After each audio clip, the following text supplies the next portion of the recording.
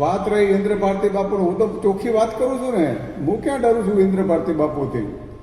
હું તો કોઈથી ડરતો નથી. જેવી રીતે બજરંગદાસ બાપુ ડરતા નથી, એવી રીતે હું પણ કોઈથી ડરતો નથી.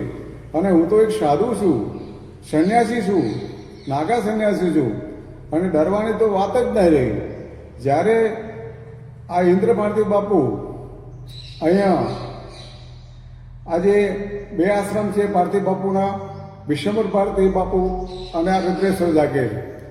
રુદ્રેશ્વર જાગીરમાં જે સંચાલન છે એ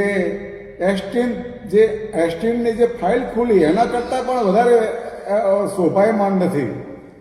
દીકરીઓ જોડે આવું વર્તન થતું હોય અને ગેટ બંધ રાખતા હોય, વીઆઈપીના અવર જવર થતી હોય, છોકરીઓ લાવતા હોય અને ચરસ, ગાંજો, અફીણ, હેરોઈન, કોકીન આ તમામ ધંધા આ મહાત્માઓ કરતા હોય છે. એમનું આશ્રમ તો તમે જુઓ, કરોડો રૂપિયાનો આશ્રમ છે.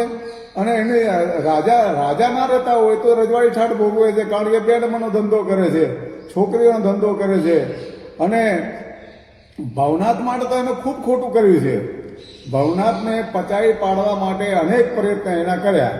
અમારા ગુરુભાઈ રમેશગીરી બાપુ હતા, એમનું પણ મર્ડર કરવામાં એમનો હાથ છે. તો આ તો બધું ડેન્જર માણસો છે, ગુંડા તત્વો છે. અને એમને સરકારશ્રીને વિનંતી કરું, એમની સામે તમે કાયદેસરની કાર્યવાહી કરો અને જેલ ભેગા કરો અને સાધુમાંથી કપડાં ઉતારી નાખો એના.